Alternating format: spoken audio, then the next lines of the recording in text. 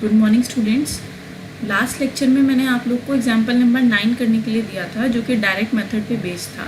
I hope आपने वो example कर लिया होगा। अभी तक आपकी तरफ से कोई क्वेरी नहीं आ रही है तो आई एम अज्यूमिंग कि आपको आ गए। ओके, तो आज हम लोग करेंगे example number 8, right. Measures Jyoti of Star Soil Limited has collected the following information for the preparation of cash flow statement for the year ended 31st March 2001. ये information आपको गिवन है। नेट प्रॉफिट, डिविडेंड पेड जिसमें कि dividend tax भी included है, provision for income tax paid during the year. आपको question थोड़ा अजीब लग रहा होगा, लेकिन मैं आपको बता दूं इसमें हमें ज़्यादा वर्किंग नोट्स नहीं बनाने पड़ेंगे, बिकॉज यहाँ पर हमको डायरेक्ट इन्फॉर्मेशन गिवन है। ठीक है, प्रोविजन फॉर इनकम टैक्स और income tax paid during the year आपको अकाउंट नहीं बनाना है, क्योंकि आपको दोनों चीज़ें गिवन है। प्रोविजन फॉर इनकम टैक्स आपको याद है, या हम लोग जब ऑपरेटिंग एक्टिविटीज़ का प्रॉफिट निकालते हैं, cash flow from operating activities, वहाँ पर हम क्या करते हैं, प्रोविजन को ऐड कर देते हैं प्रॉफिट में, राइट, क्योंकि नॉन कैश है। फिर income tax paid during the year, ये लास्ट में क्या हो जाएगा, लेस हो जाएगा, क्योंकि कैश आउटफ्लो हो रहा है। Loss on sale of asset, देखो आपको देख कर ही समझ आ रहा होगा कि ये क्वेश्चन क्या है, हमारा इनडायरेक्ट मेथड का है। तो हम लोग क्या करते थे, जब हम ऑपरेटिंग एक्टिविटी से स्टार्ट करते थे क्वेश्चन को करना, तो हम उसमें नॉन कैश आइटम एक्सक्लूड करते थे, और जो मेन हमारा बिजनेस से रिलेटेड एक्टिविटी नहीं है उसको हटा दिया करते थे। जैसे loss on sale of asset भी अगर हमारा है तो मैंने बताया था दिस इज़ नॉन कैश, इसको भी हम हटा देंगे। Book value of asset sold, इससे हमारा अभी कोई काम नहीं है, रीज़न बीइंग हमारे को लॉस दे रखा है directly. Depreciation charge to P&L account, again आपको पता है इसको हमें क्या करना है, ऐड करना है। Profit and sale of investment less होगा। Carrying amount of investment sold, ठीक है, इसकी बुक वैल्यू कितनी थी, जो इन्वेस्टमेंट आपने बेची आपको गिवन है। इंटरेस्ट कितना मिला हमें इन्वेस्टमेंट पे, वो भी हमें गिवन है। ठीक है, इंटरेस्ट एक्सपेंसेस जो हमने पे किए हैं ये क्या होंगे, आपके वापस ऐड हो जाएंगे। चलिए मैं डायरेक्टली क्वेश्चन करती हूँ, वरना ऐसे में आप क्या रहोगे, कन्फ्यूज रहोगे। ठीक है, let's start with question start करते हैं। सबसे पहले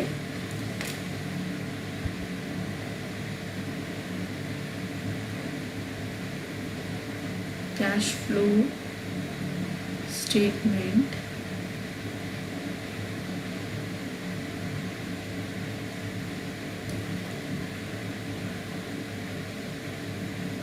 फॉर द, मैं कोशिश कर रही हूँ छोटा छोटा लिखने के लिए, इसलिए ऐसा हो रहा है, आपको प्रॉपर फॉर्मेट यूज़ करना है, राइट।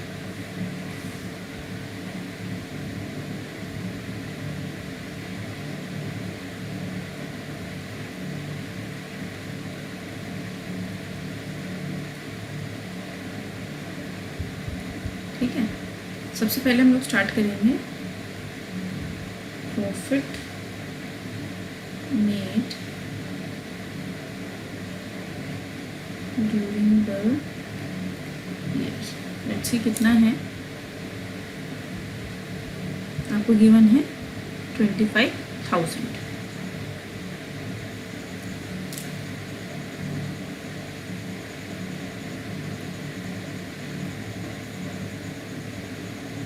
इसमें हम लोग ऐड करना स्टार्ट करेंगे। दो चीज़ें तो मुझे याद है, एक है डेप्रिसिएशन, ठीक, और क्या था हमारा, provision for tax. And depreciation कितना है, प्रोविजन फॉर टैक्स कितना है, तो डेप्रिसिएशन है हमारा 20,000 का, और प्रोविजन फॉर इनकम टैक्स 5,000। ठीक है, तो डेप्रिसिएशन है हमारा 20,000, प्रोविजन फॉर टैक्सेशन है 5,000। चेक कर लेते हैं और कौन सी आइटम ऐड होने वाली थी।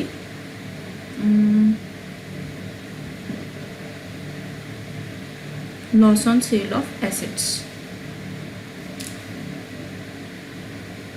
ऐड करोगे, loss on sale of asset जो कि था 40 रुपीज़। इसके अलावा था हमारा इंटरेस्ट के एक्सपेंसेस, ठीक है,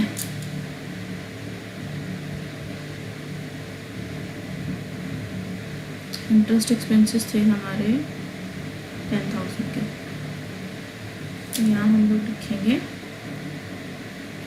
10,000।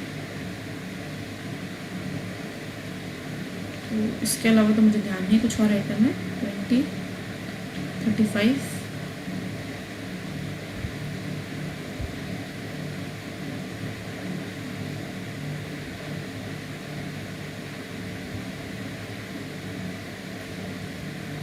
ठीक है। अब नेक्स्ट स्लाइड से मैं आपको इसके नीचे कंटिन्यू करना है। लेस करेंगे अब हम लोग। लेस क्या होना है देखते हैं। एक तो इंटरेस्ट इनकम 2506 की, प्रॉफिट ऑन सेल यहाँ करेंगे हम लोग profit on sale. Profit on sale था हमारा, अमाउंट देख लेते हैं। प्रॉफिट ऑन सेल है 100 रुपीज़, ठीक है। तो यहाँ मेंशन करेंगे 100 रुपीज़। उसके बाद है हमारा इंटरेस्ट इनकम फ्रॉम इन्वेस्टमेंट,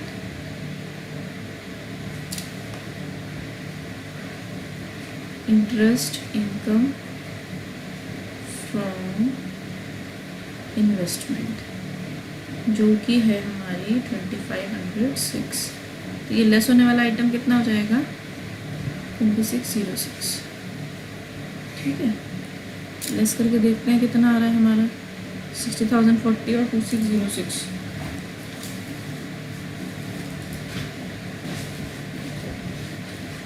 ये आएगा हमारा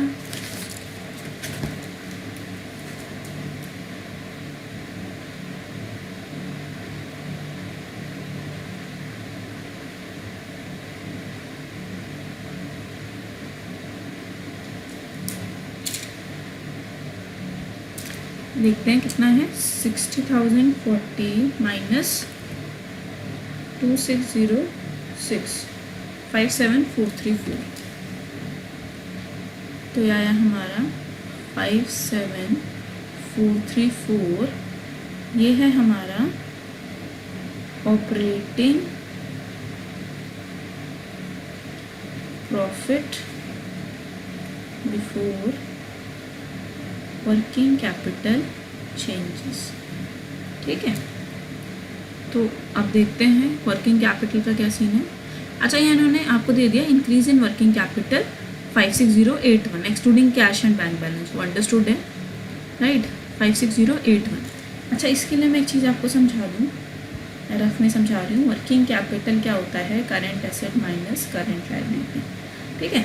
करंट एसेट और करंट लायबिलिटी इन दोनों का जो डिफरेंस होगा that is our working capital. ऐसे में अगर ये कह रहा है कि ये चीज़ बढ़ रही है तो कुछ सोचे क्या हो रहा होगा, ये चीज़ पॉजिटिव में आ रही है, मतलब करंट एसेट ज़्यादा हो रहे हैं, करंट लायबिलिटीज़ कम हो रही है, यानी कि क्या है इंक्रीज इन एसेट्स। और इंक्रीज इन एसेट का क्या सीन होता है मैंने आपको बताया था, वो क्या होंगी हमारी लेस हो जाएंगी, ठीक है। तो यहाँ हम लोग क्या करेंगे, यहाँ हम लिखेंगे less increase in working capital जो कि था 56081, ठीक है। आई होप आपको लॉजिक समझ आ गया हो। तो ये आएगा हमारा 3531, ठीक है।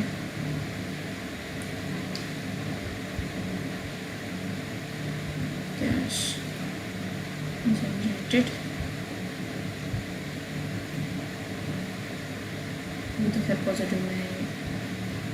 यहाँ हम लिखेंगे अब लेस टैक्स पेड। कितना टैक्स पे किया है हम लोग ने दिया है 4248। 4248 का टैक्स हम लोग दे रहे हैं, ठीक है। कितना आ जाएगा हमारा 2895, ठीक है। ये हमारा cash used in operating activities, ठीक है। अब इसके बाद हम करेंगे B point, that is cash flow from investing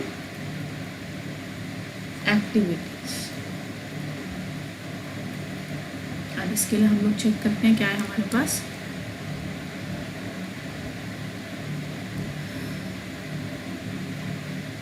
सबसे पहले इन्वेस्टमेंट सोल्ड, किस पे बेची है हमने, प्रॉफिट पे, तो कितना 27865। तो सबसे पहले आपका आएगा सेल प्रोसीड्स ऑफ इन्वेस्टमेंट, कितना 2780865। चेक कर लेते हैं, यही अमाउंट है 865, ठीक है। फिर इसके बाद है हमारा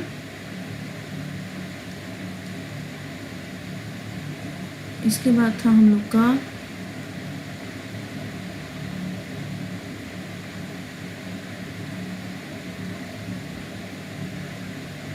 interest income on investment. Investment के ऊपर जो भी आपकी इनकम हो रही है वो इन्वेस्टिंग एक्टिविटी में आएगा, ठीक है। तो यहाँ लिखेंगे इंटरेस्ट ऑन इन्वेस्टमेंट, जो कि कितना था 2506।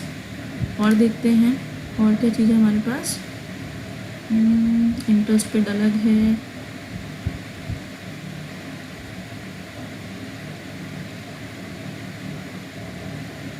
now we have purchase of fixed asset,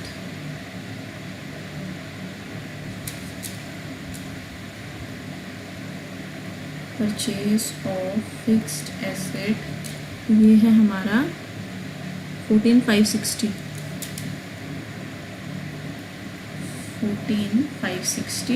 purchase है, कैश आउट को, इसलिए मैंने इसको ब्रैकेट में दिखाया। Then we have investment in joint venture, इन्होंने जॉइंट वेंचर में इन्वेस्ट किया है 3850। अगेन इट इज़ आउटफ्लो, दिखाएंगे इन्वेस्टमेंट इन जॉइंट वेंचर, ये था हमारा 3850 का। और चेक कर लेते हैं और कुछ है हमारे पास।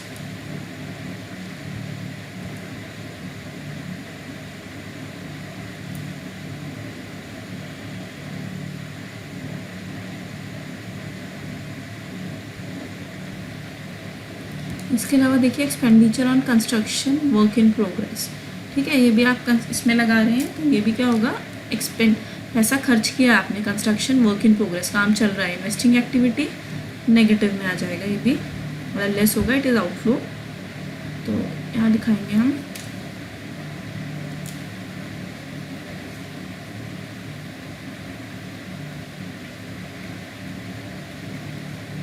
थ्री 4740, एक बार टेली कर लेते हैं, यही है 34740, ठीक है।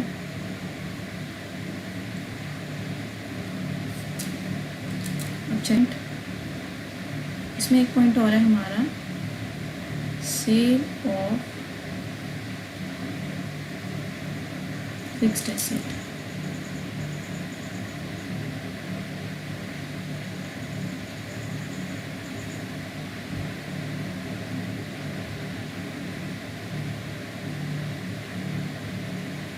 देखिए बुक वैल्यू ऑफ एसेट कितना है 185, और ये क्या कह रहा है कि लॉस हुआ है 40 का, ठीक है।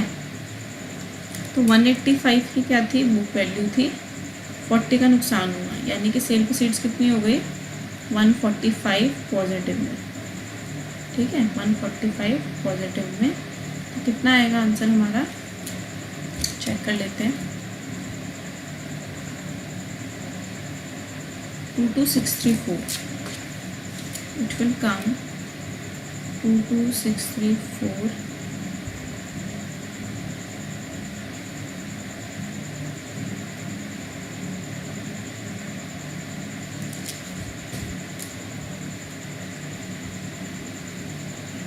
this is our cash used in investing activities. Now last cash flow from financing activities, let's check। सबसे पहले dividend paid negative 8535, dividend paid 8535, then we have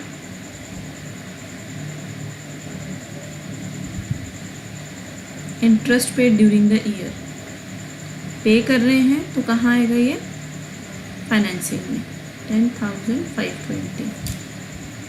interest paid again outflow 10,520. Then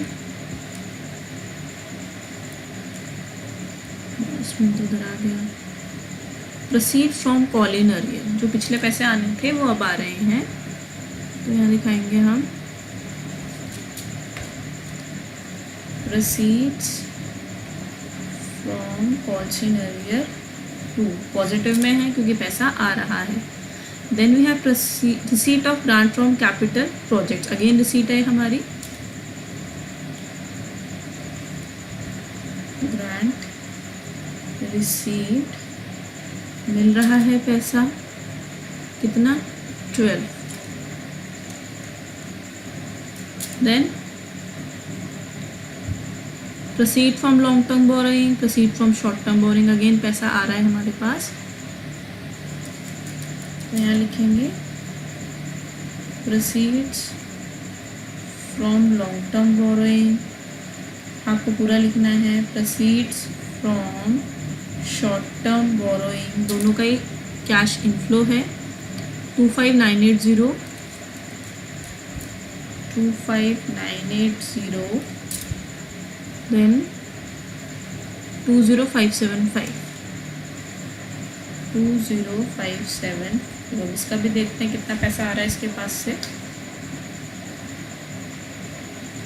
तो यहाँ से हमारा आ रहा है 20575 plus 25980 plus 14 minus 10520 minus 8535, it will come 27514 positive में, 27514 in positive, मतलब सॉरी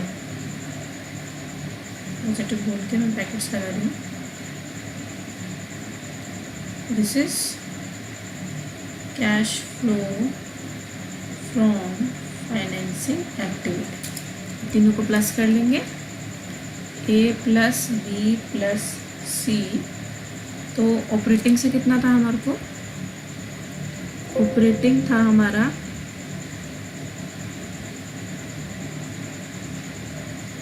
2895 इन नेगेटिव, 2895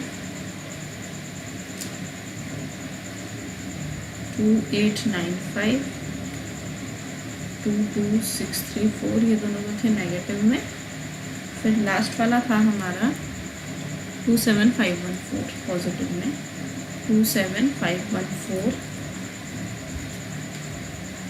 इसमें माइनस करेंगे 2895 माइनस 22634, तो 1985 कैश इक्विवेलेंट्स है 1985. इसमें opening balance of cash add कर देंगे जो कि है हमारा 5003, 5003, ये क्या हो गया हमारा क्लोजिंग बैलेंस ऑफ कैश. देखते हैं क्या सही है या नहीं. 6900 बिल्कुल सही है आंसर.